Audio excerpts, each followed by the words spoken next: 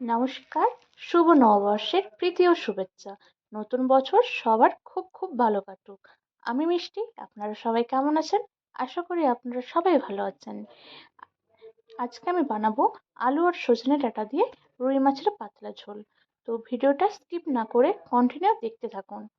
তো এখানে আমি নিয়ে নিয়েছি রুই মাছ, ভালো করে ওয়াশ করে নিয়েছি।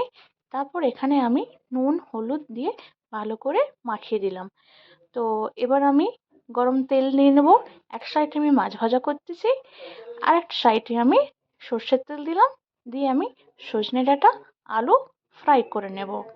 তো পয়লা বৈশাখে আপনারা কেমন কাটিয়েছেন সেটাকে অবশ্যই কমেন্ট করে জানাবেন। তো এখানে আমার আলু দিয়ে দেওয়ার পর আমি হালকা করে নুন দিয়ে দিলাম। এবার আমি সজনে ডাঁটা দিয়ে দিলাম। তো ভালো করে নাড়াচাড়ি করে এবার আমি হলুদ মিক্স করে দেবো। তো হলুদটা দেওয়ার পর আমি ভালো করে ভেজে নেব, যাতে হলুদের কোনো স্মেল না থাকে। আর এক সাইডে আমি মাছ উল্টে দিলাম। দেখুন, মাছ আমি হালকা কড়া করে ভেজে নেব। তো আমি মাছ ভাজা প্রায় একটা হয়ে গেল আমার এক সাইড। তারপর আস্তে আস্তে আমি এদিকেও নাড়াচাড়ি করছি আলু আর সজনে ডাঁটা। তো এক সাইডে অলরেডি আমার মাছ ভাজা হয়ে আমি সাইডে রেখেও দিয়েছি।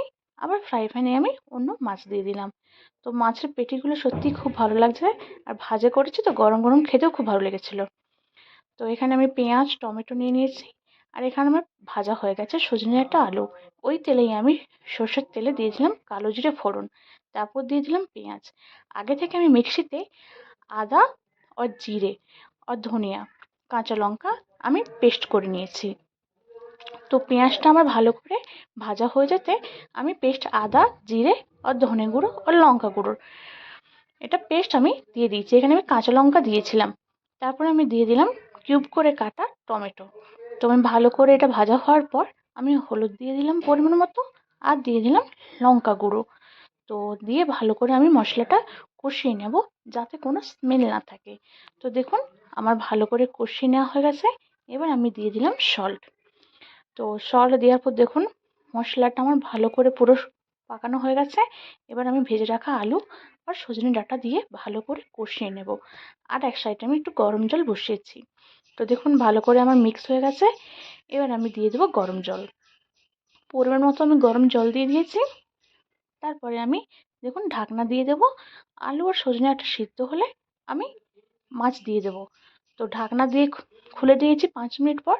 আমার দেখুন আলু আর সজনে ডাঁটা প্রায় আমার সিদ্ধ হয়ে গেছে। এবার আমি দেখুন আপনারা, এবার আমি মাছ দিয়ে দিয়েছি। মাছ দিয়ে নামিয়ে নেব। এখানে আমি কোনো গরম মশলা কিছু ইউজ করিনি। এখানে আমি ধনেপাতা দিয়ে দিলাম। আলুর ঝোল মাছ দিয়ে কমপ্লিট হয়ে গেল। এবার আমি ধনেপাতা দিয়ে দেবো। ধনেপাতা দিয়ে গ্যাসটা বন্ধ করে দেবো।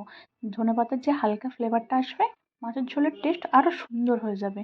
তো এখানে আমার রেডি আলু সজনে ডাঁটা দিয়ে রুই মাছের পাতলা ঝোল। তো আপনারা বাড়িতে অবশ্যই ট্রাই করবেন। আর যারা এরকম রান্না করেন আমাকে অবশ্যই কমেন্ট করে জানাবেন কেমন হয়েছে। তো আজ এটাই হলো আমার পয়লা বৈশাখের মেনু। আমি স্যালাড বানিয়েছিলাম, শাকের তরকারি, আর হ্যাঁ, বানিয়েছিলাম ওলকপি পাতা বাটা।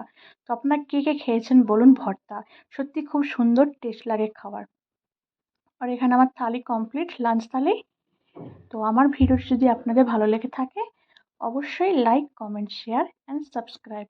পাশে থাকা বেল আইকনটি ক্লিক করবেন, যাতে আমার ভিডিও এলে আপনারা সরাসরি দেখতে পারেন। তো ভালো থাকবেন, সুস্থ থাকবেন।